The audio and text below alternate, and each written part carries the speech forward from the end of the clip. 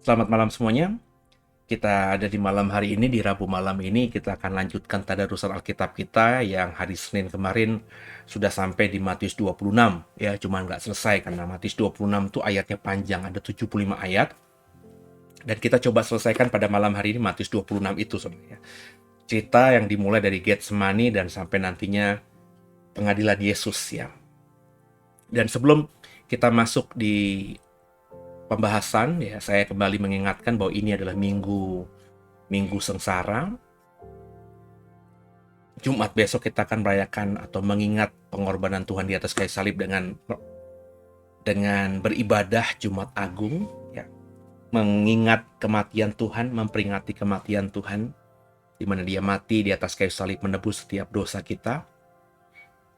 Maka saya berharap di minggu-minggu ini Bapak Ibu juga menafsirkan untuk dirimu bagaimana kita harus bersikap dalam hari-hari ini.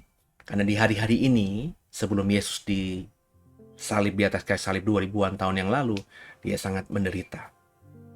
Ya, saya cuma mengingatkan bahwa sebaiknya kita bijaksana ya. Mestinya sih seterusnya ya. Cuma paling tidak dimulai dengan minggu-minggu ini bahwa kita harus bijaksana ya. Coba memahami konteks hari-hari ini ribuan tahun yang lalu, bagaimana perasaan Yesus, bagaimana perasaan murid-murid, bagaimana pergumulan mereka, sehingga akhirnya kita bisa empati, kita bisa mendapatkan kerikma ya dari cerita itu, dari kisah itu, dari true story itu, kisah nyata itu, dan kita akhirnya menjadi pribadi yang bisa merespon kemurahan hati Tuhan itu dengan luar biasa. Ya. Yuk kita siapkan hati kita. Sebelumnya saya mengajak kita berdoa. Bapa, kami mengucap syukur pada malam hari ini kami boleh kembali dalam program Tadarusan Alkitab dan kami mau menyelesaikan Matius 26. Tuhan tolong kami, mampukan kami sehingga setiap kami bisa punya pemahaman yang benar dan mendapatkan rema dari Tuhan sehingga kami masing-masing jadi pribadi yang lebih menyenangkan Tuhan. Tuhan tolong kami, jangan satupun kami yang Kau lalui. Haleluya. Amin. Saudara bisa siapkan Alkitab saudara masing-masing ya. Saya menyiapkan Alkitab saya, dan saya berharap kita semua membacanya bersama-sama nanti. Matius 26 kita siapkan. Haleluya. Naikkan syukurku buat hari yang Kau beri, tak habis-habisnya kasih dan rahmat-Mu.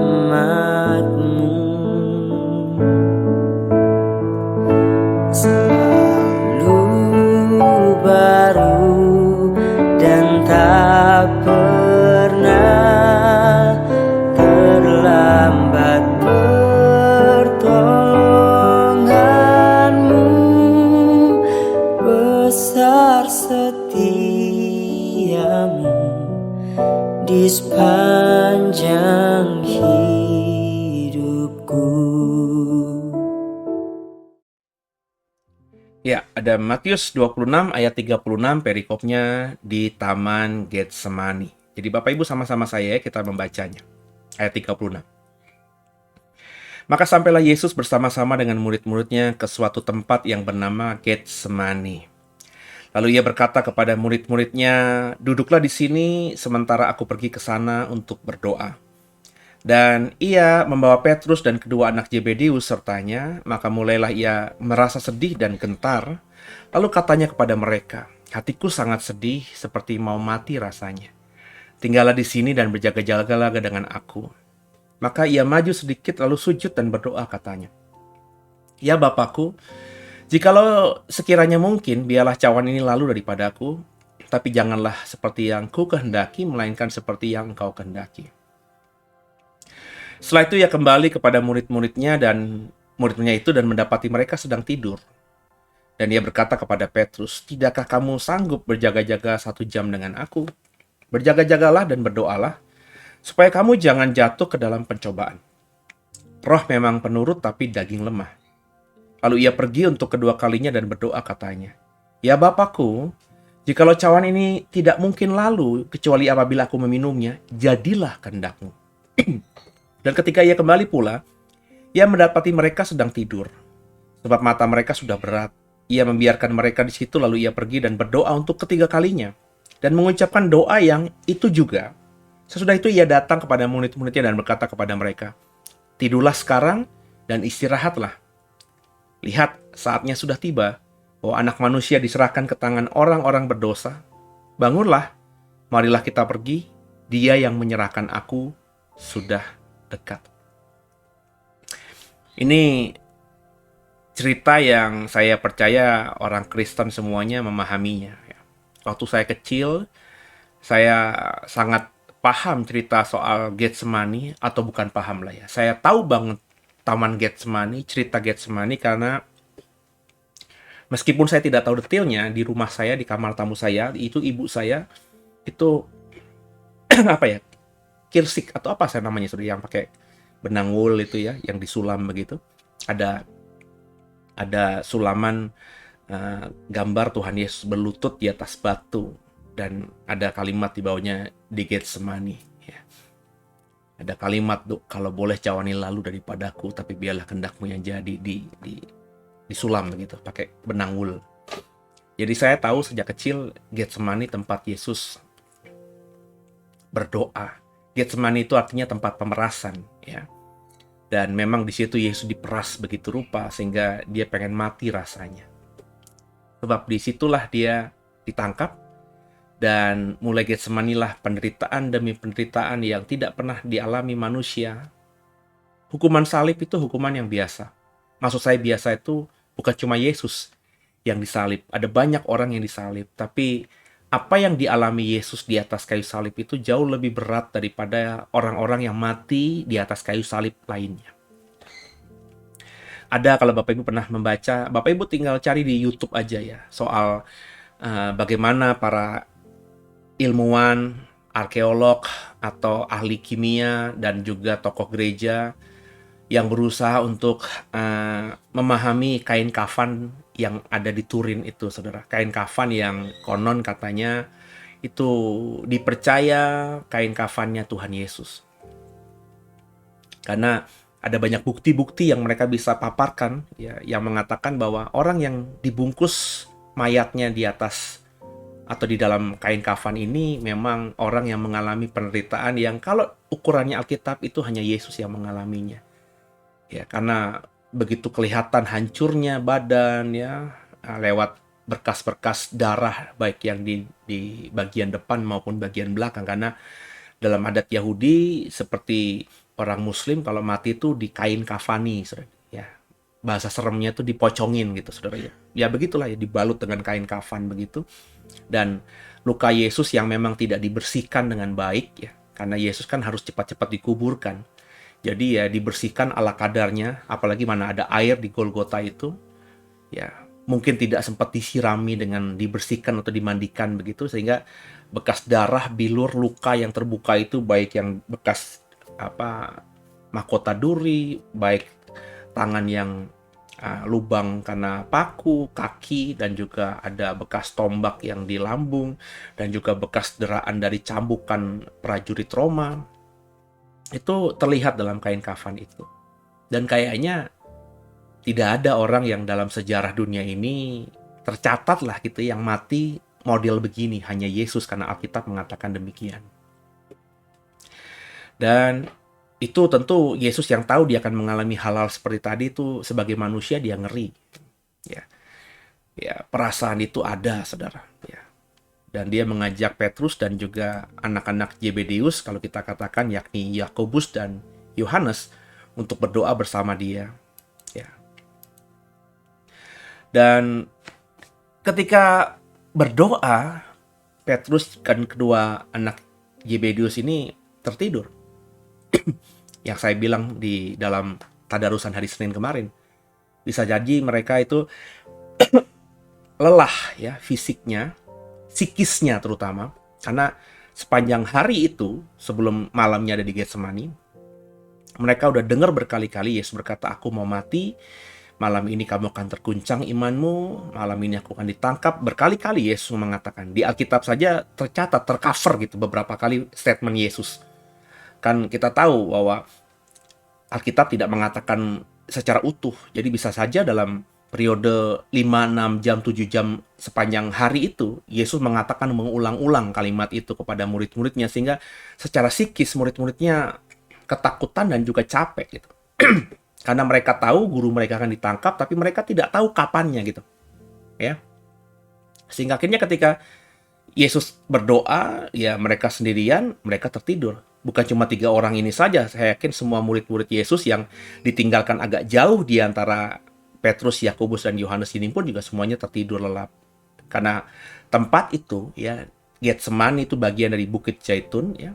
Itu tempat yang memang terbiasa Yesus kalau bermalam itu di sana, ya. Kalau Yesus ke Yerusalem, dia selalu habis sudah menjelang malam, dia keluar kota Yerusalem, ya. Sepanjang hari dia ada di Bait Allah mengajar di situ, dia keluar dan membawa murid-muridnya untuk bermalam mungkin di Getsemani.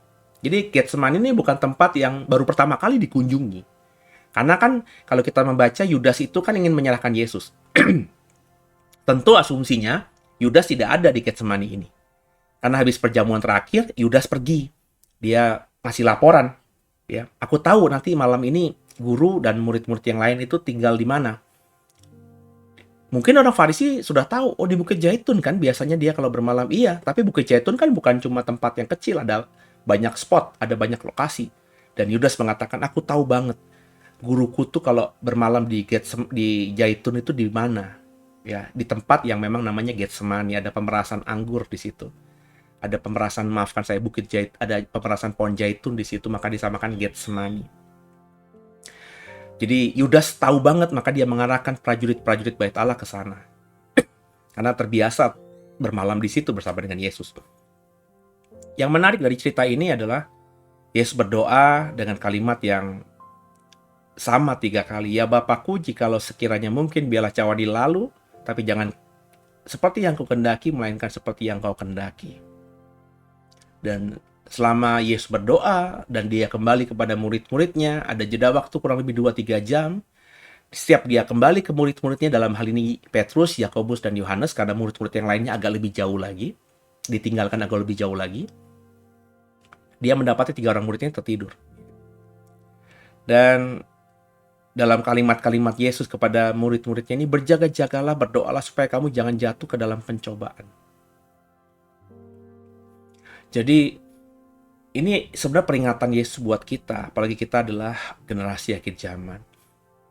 Bahwa bukan berarti kita harus berdoa terus-terusan, bukan itu maksudnya. Tapi jadilah orang yang berjaga-jaga, sekaligus juga berdoa. Ya. Berjaga-jaga ini ya berarti kan berbeda dengan berdoa. Jadi menghadapi situasi akhir zaman ini, kalau Bapak Ibu berdoa saja, itu tidak salah, tapi ya nggak bijaksana juga.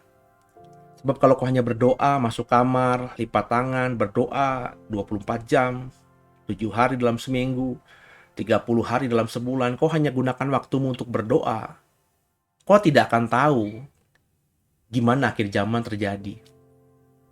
Maka berjaga-jaga itu, penafsiran saya ya, kita buka wawasan kita, buka telinga kita lebar-lebar, buka mata kita lebar-lebar, buka pengetahuan kita lebar-lebar. Perhatikan tanda-tanda zaman. Yesus sudah mengatakan dalam banyak perumpamaan atau dalam banyak pengajaran, lihatlah pohon ara ini, ya, sudah mulai bersemi, maka mulai musim panen. Ya. Yesus mengatakan itu berkali-kali. Ya, anak terang itu akan bisa ngebaca tanda-tanda zaman. Ya. Jadi Bapak Ibu, ya satu sisi kita harus baca Alkitab dan berdoa, punya hubungan yang baik dengan Tuhan secara vertikal.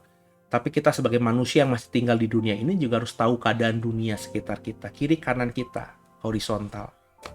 Maka jangan jadi orang yang tidak mau baca berita-berita yang terjadi di dunia ini.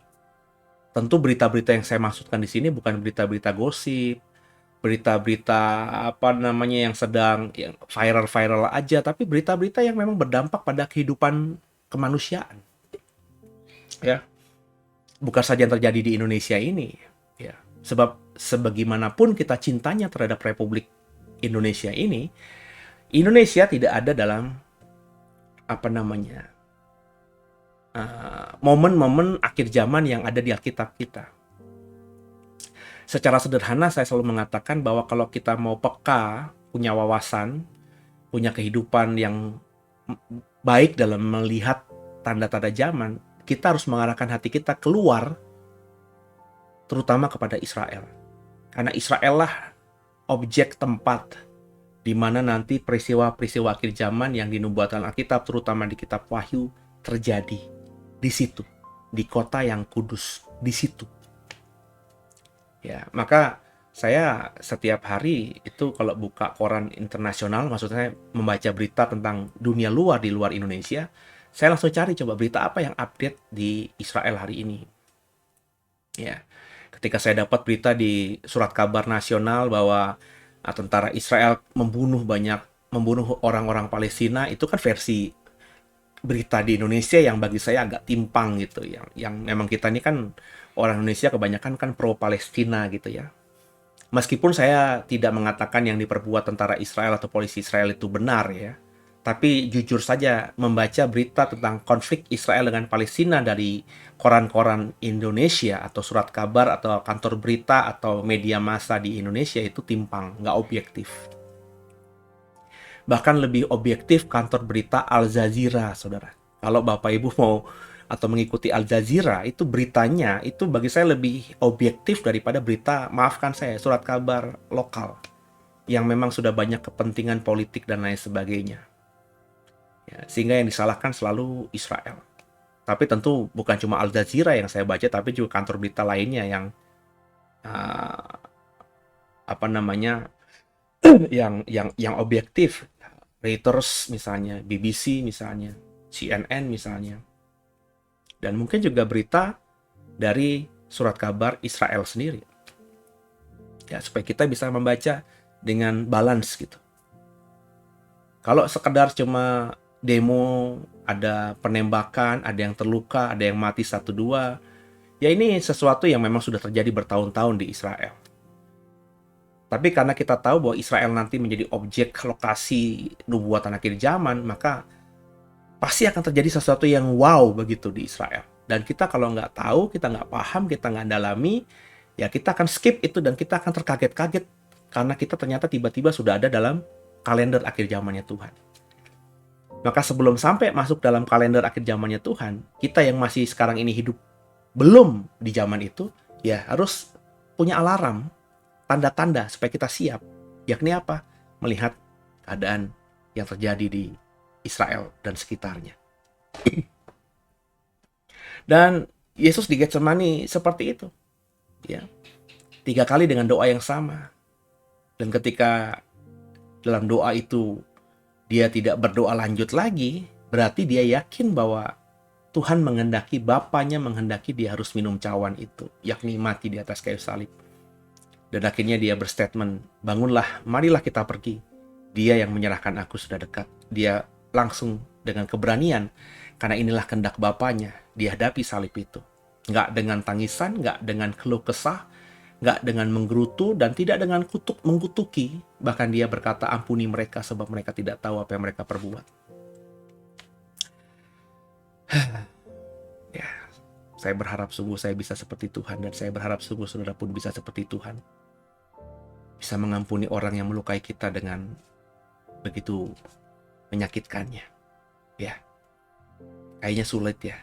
Tapi kalau kita usaha dan minta pertolongan Tuhan, semoga kita bisa sampai di titik itu. Saya juga sedang belajar banyak ya. Belum sampai di sana. Masih jauh, saudara. Sama-sama ya. Perikop berikutnya, Yesus ditangkap. Waktu Yesus masih berbicara, datanglah Yudas, salah seorang dari ke-12 murid itu. Dan bersama-sama dia serombongan besar orang yang membawa pedang dan pentung. Disuruh oleh imam-imam kepala dan tua-tua bangsa Yahudi. Orang yang menyerahkan dia telah memberitakan tanda ini kepada mereka. Orang yang akan kucium itulah dia. Tangkaplah dia. Dan segera ia maju mendapatkan Yesus dan berkata, "Salam Rabi." Lalu mencium dia. Tapi Yesus berkata kepadanya, "Hai teman, untuk itukah engkau datang?" Maka majulah mereka memegang Yesus dan menangkapnya.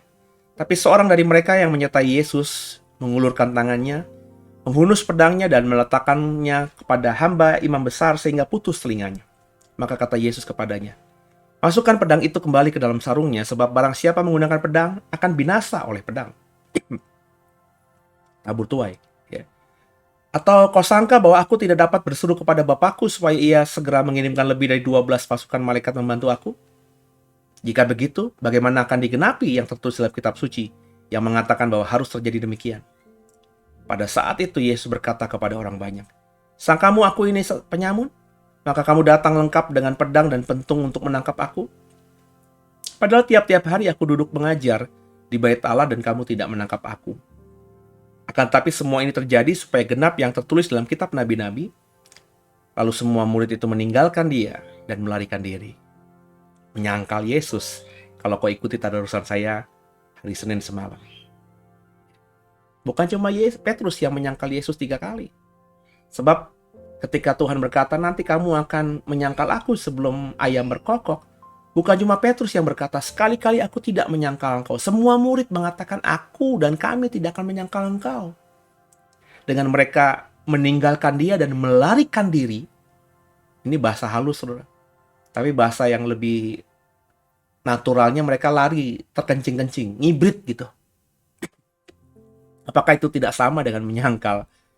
Padahal mereka berkata, "Kali-kali kami tidak akan meninggalkan engkau." Wah, itu bukan penyangkalan verbal saja, tapi disertai dengan perbuatan karena mereka lari terbirit-birit. Jadi inilah peristiwa penangkapan Yesus. Jadi Yudas datang setelah menjual dan mendapatkan 30 keping perak.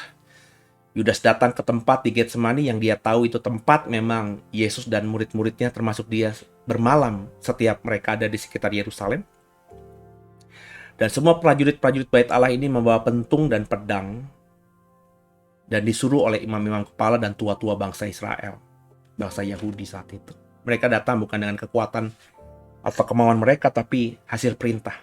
Perintah bahkan dikatakan kalau kita membaca, rapat untuk menjebak Yesus, menangkap Yesus dan membunuh Yesus itu dilakukan di rumah imam besar Kayafas.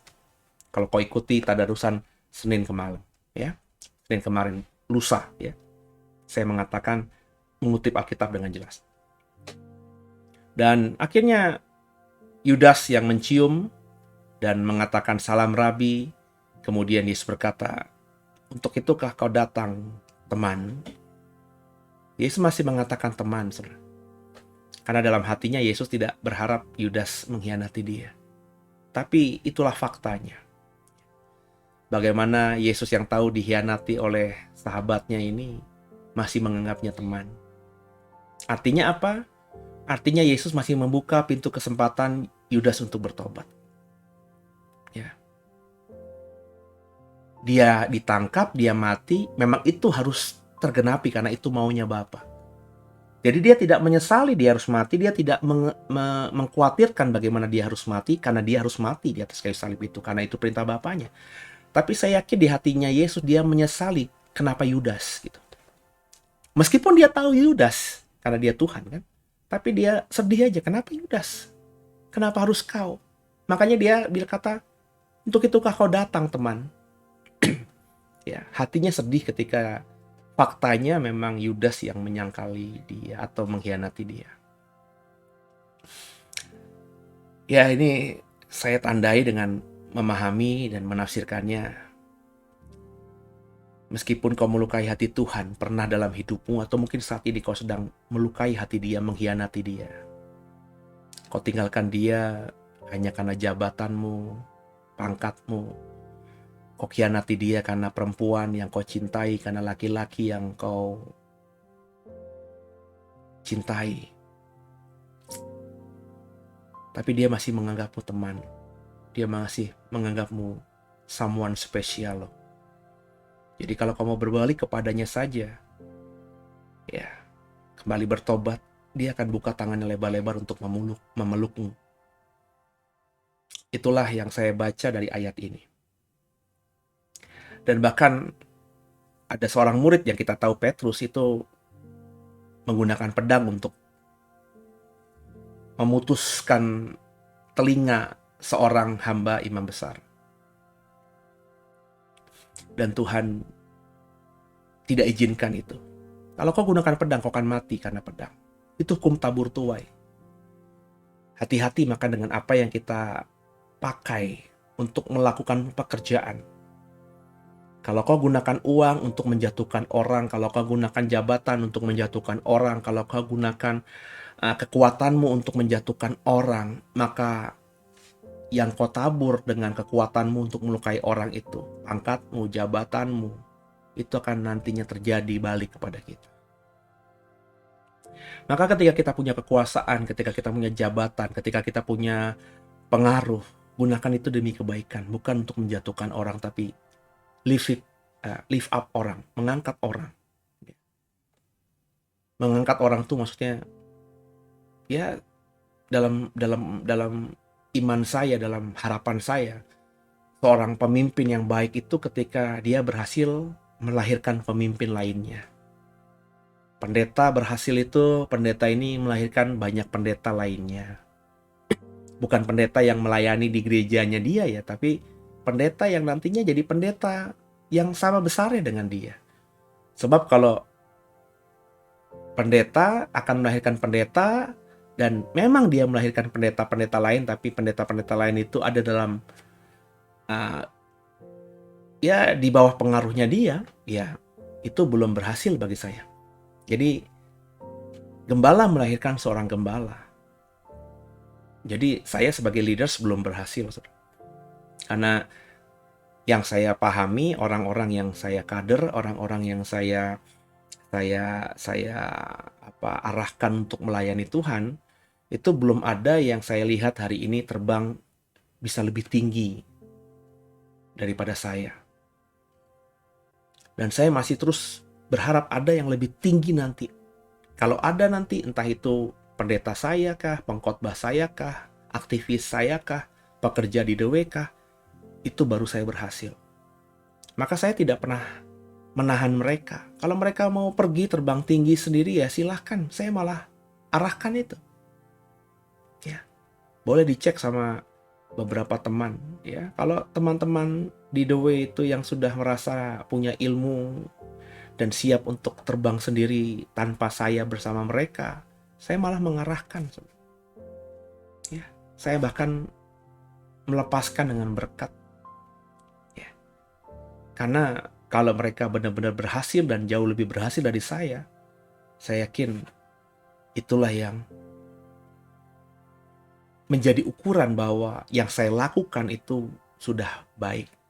Dari ayat ini, kalau kau gunakan pedang, kau mati dengan pedang. Kalau kau jadi gembala yang baik, maka nanti upahnya kau akan melahirkan gembala-gembala yang baik. Bukankah itu tabur tuai? Efeknya seperti itu. Nah, ya Yesus sedih saja, kenapa ditangkapnya seperti penyamun, kata Tuhan di ayat yang ke-55.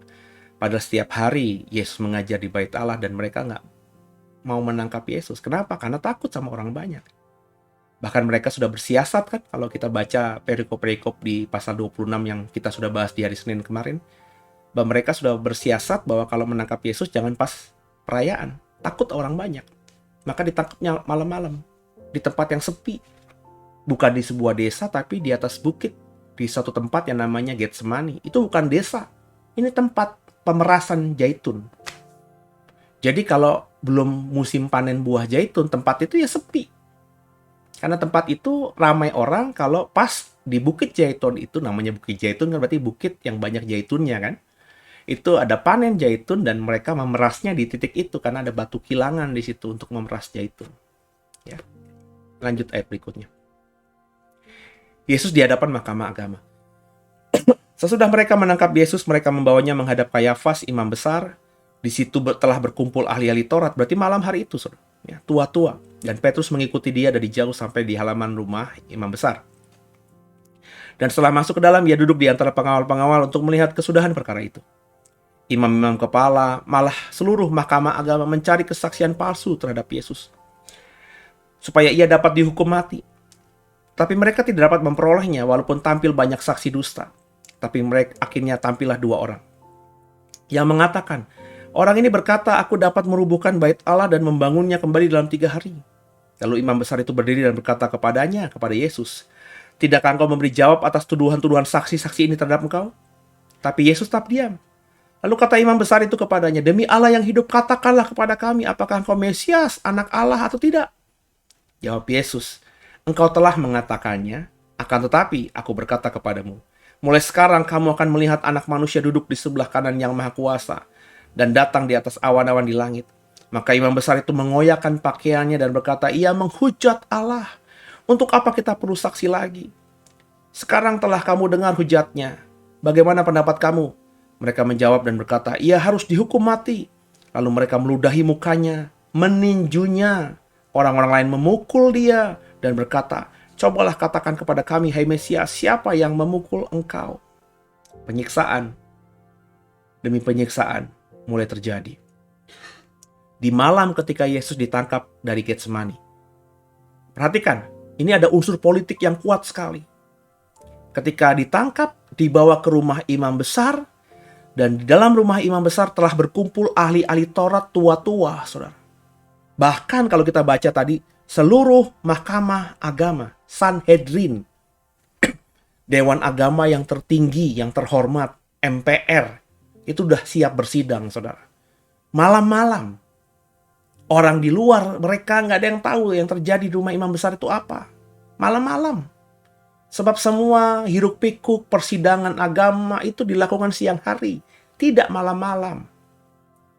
Ini untuk menghindari orang banyak yang akhirnya bisa memberontak kepada mereka. Ini siasat licik, muslihat licik. Saya tidak bilang gimana ya bahasanya ya. Maksud saya, Yesus harus alami ini memang. Ya. Tapi yang terjadi ini hasil memang siasat licik gitu. Jadi Tuhan menggunakan siasat licik ini untuk menggenapi janjinya bahwa anak manusia harus mati di atas kayu salib.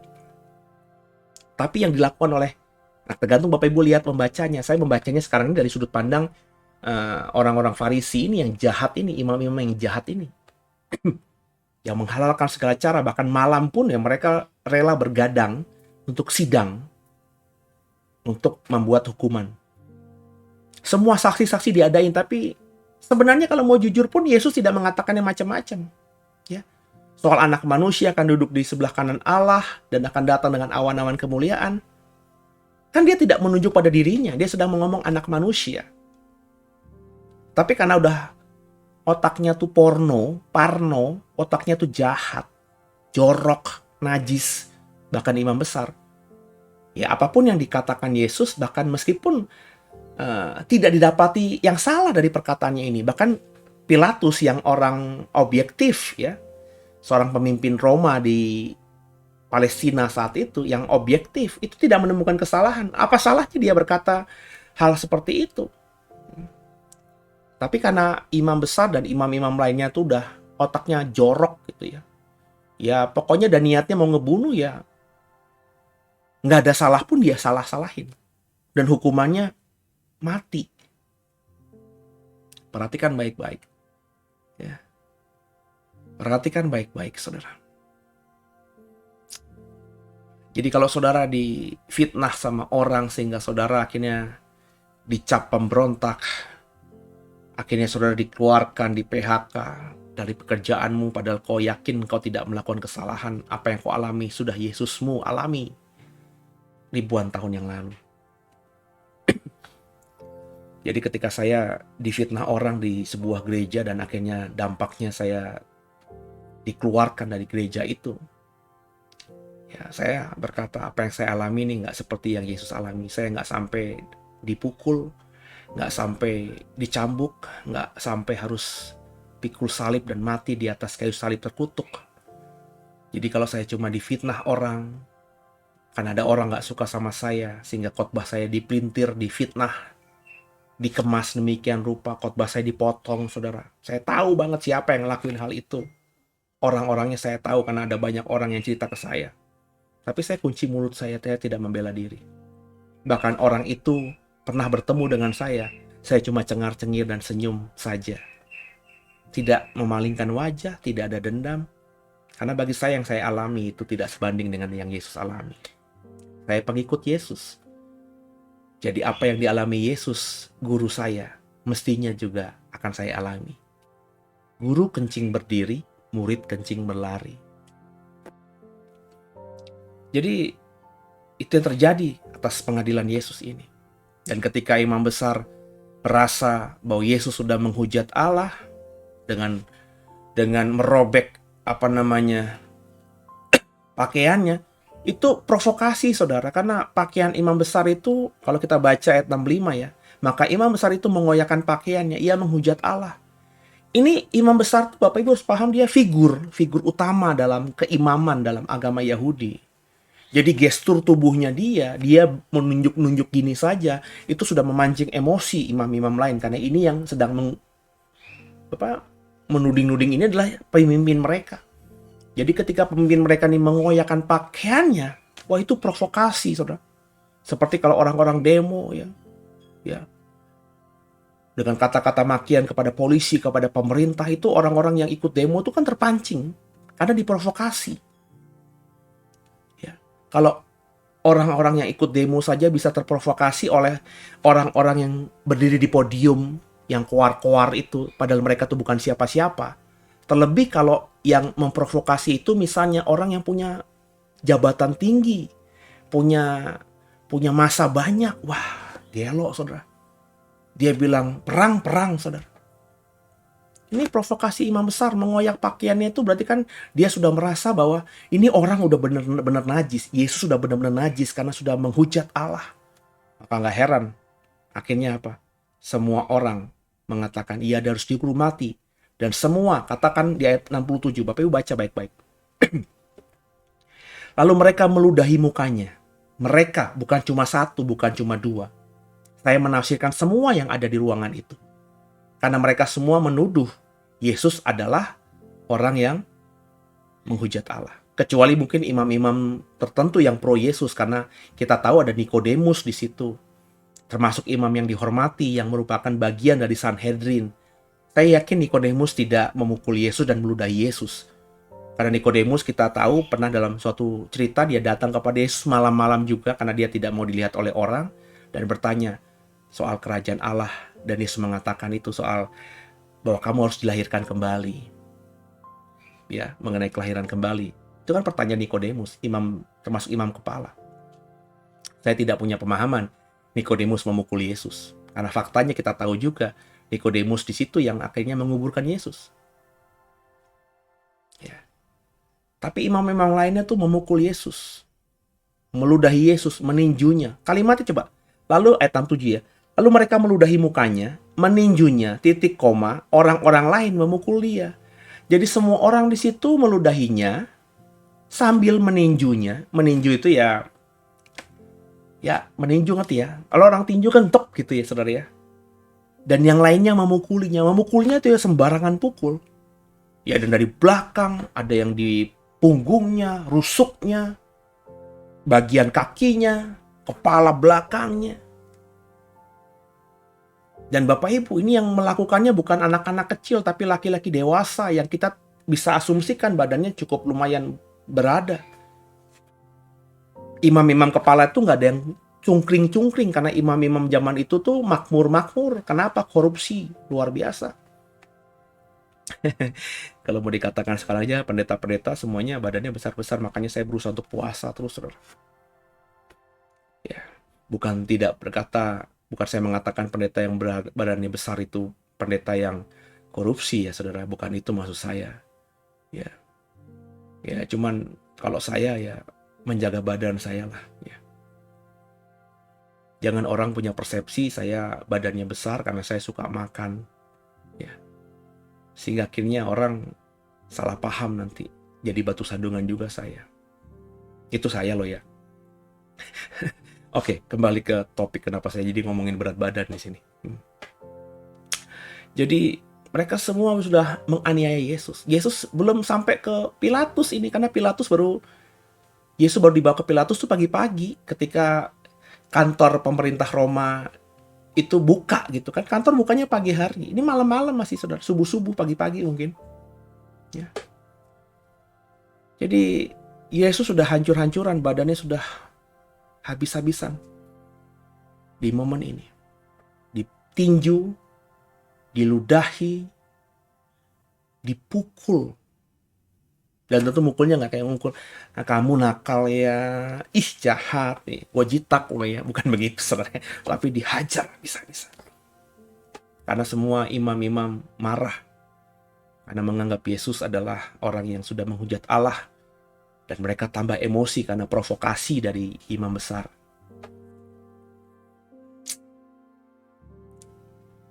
So, pagi itu Yesus sudah memar-memar, biru lebam,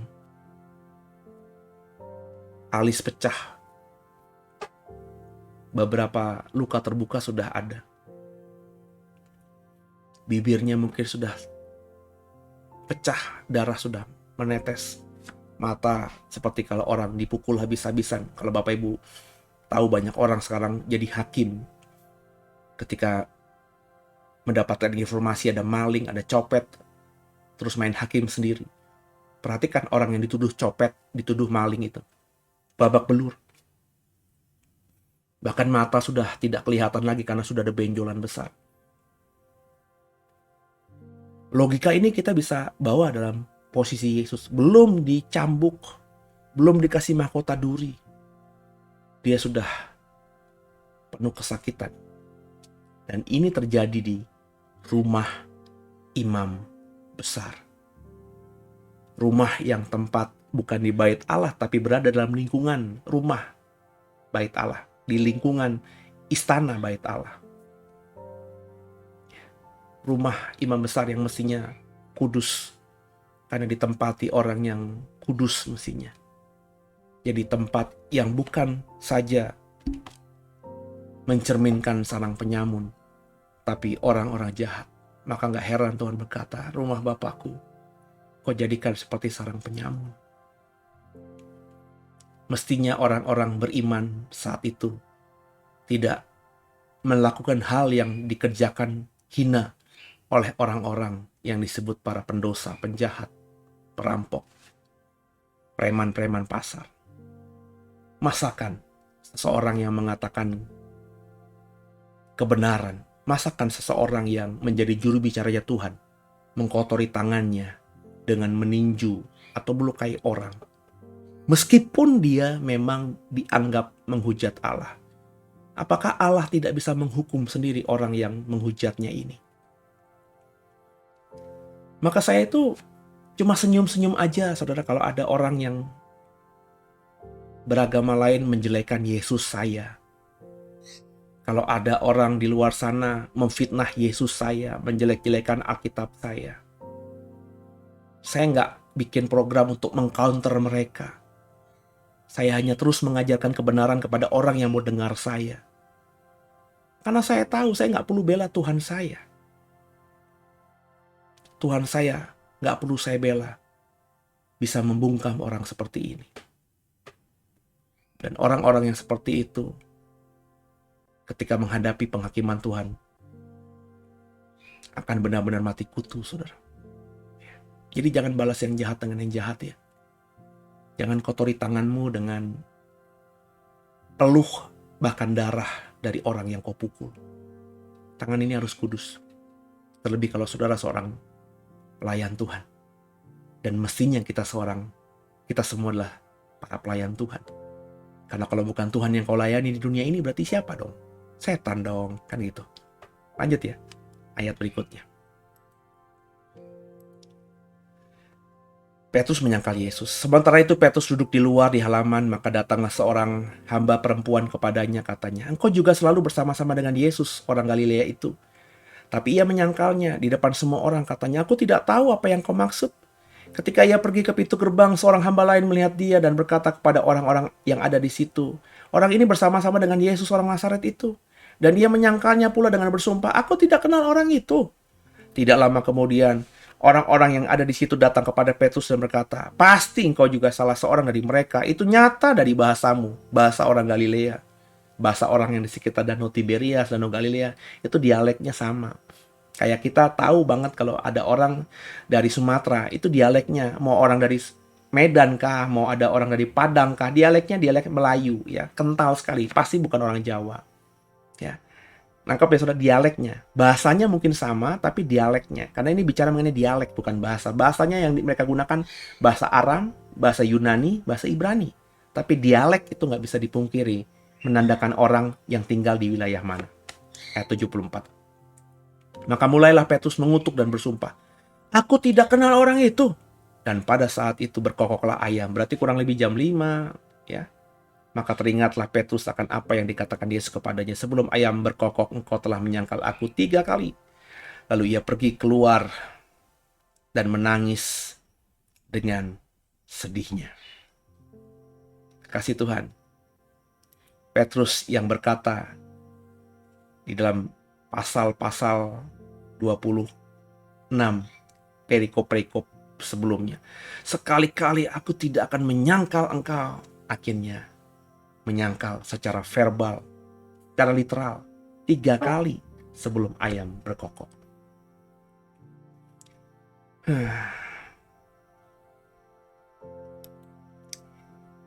Ini yang mestinya kita waspadai, saudara. Kurang apa Petrus melihat mujizat yang Yesus lakukan? Kurang apa Yesus mengajar dengan wibawa dan disertai tanda-tanda yang ajaib di hadapan Petrus? Kurang dahsyat seperti apa juga Petrus mempertunjukkan dengan ucapan dan tindakannya bahwa dia adalah pengikut Yesus. Di laut yang bergelombang, perahu yang hampir terbalik, "Kau Tuhan atau hantu? Kalau kau Tuhan, izinkan aku berjalan kepadamu." Saat ada di danau itu. Dan Yesus berkata, "Jalanlah ke sini." Maka Petrus langsung keluar dari perahu dan berjalan di atas air. Mujizat terjadi. Nangkep ya saudara ya? Ya, soal tafsirannya itu saya sudah menafsirkan dengan angle berbeda, tapi memang dia berjalan di atas air. Apakah literal berjalan di atas air atau tafsiran saya, yang Bapak Ibu kalau mau tahu tafsiran saya, coba cari ya di pasal berapa di Injil Matius saya sudah menafsirkan. Karena semua Injil Matius, Markus, Lukas, Yohanes sudah saya bagikan kepada saudara lewat Deep Talk with Pase ini. Hampir semua perjanjian baru. Sudah hampir setahun program ini ada. Beberapa saudara mungkin baru ngeh ada program ini, tapi kita sudah setahun. Setiap kitab kita baca dari pasal pertama sampai pasal terakhir, dari ayat pertama sampai ayat terakhir, dengan bahasa yang sederhana. Tapi akhirnya orang hebat ini, dengan segala kehebatan, persahabatan, dan pertemanan dia dengan Yesus itu, hancur. Karena Yesus tidak diakui oleh Petrus. Ayat terakhirnya, Petrus keluar dari rumah imam besar menangis dengan sedihnya. Ya, ini menandakan dia menyesal. Dia ingat bahwa dia sudah berjanji, dan dia ingat Tuhannya, gurunya, sudah mengingatkan dia supaya jangan jumawa, jangan sombong. Sebagai pelayan Tuhan, saya berkata kepada saudara hari ini, jangan bangga, terlalu bangga, jadi sombong dengan apa yang sudah kau lakukan selama ini untuk Tuhan. Dengan segala karya-karyamu buat Tuhan di dunia ini. Jangan sombong. Jangan merasa hebat dan kau berani pastikan kau pasti ke surga dengan apa yang sudah kau perbuat. Sebab meskipun kau tinggal punya umur 24 jam karena besok kau mati, dalam 24 jam ini selama kau ada di bawah kolong langit ini, semuanya bisa terjadi. Nangkap maksud saya? Jadi jangan seperti Petrus yang meskipun dia akhirnya menyesal, tapi dia menangis dengan penyesalan yang luar biasa karena tidak mau mendengarkan apa kata gurunya, dan dia tidak berjaga-jaga atas apa yang sudah dikatakan oleh gurunya. Jadi kekasih Tuhan, biji mata Tuhan, jadilah orang Kristen yang benar-benar mengimani Yesus dengan benar, dan iman yang kau ekspresikan dengan kata-kata, kau buahi lewat perbuatan. Doa saya, semua saudara bisa melakukan hal itu, saya pun bisa, dan masing-masing kita tidak melakukan hal-hal yang seperti yang Petrus lakukan dalam momen ini. Kita tidak menyangkali Yesus sampai akhir hidup kita, baik lewat kata-kata, lewat tindakan, atau bahkan ucapan yang tidak bisa didengar orang karena hanya kau ucapkan di suara hatimu. Semoga kita senantiasa selalu berkata, Yesus Tuhan, dengan ekspresi perbuatan yang selaras dengan ucapan kita tadi. Semoga naikkan syukurku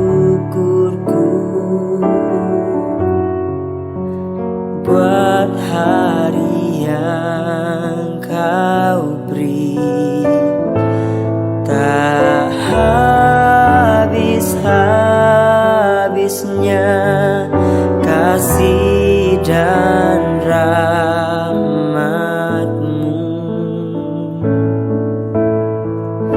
Selalu baru dan tak pernah terlambat pertolongan-Mu, besar setia-Mu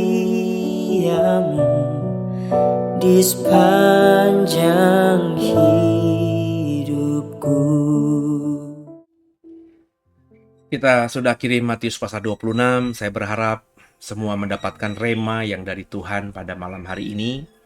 Dan lewat cerita, lewat Injil yang kita baca, peristiwa-peristiwa di hari-hari, di jam-jam terakhir Yesus hidup, di mana dia ditangkap, diperlakukan dengan layaknya seorang yang jahat, penjahat berat, bahkan oleh imam besar.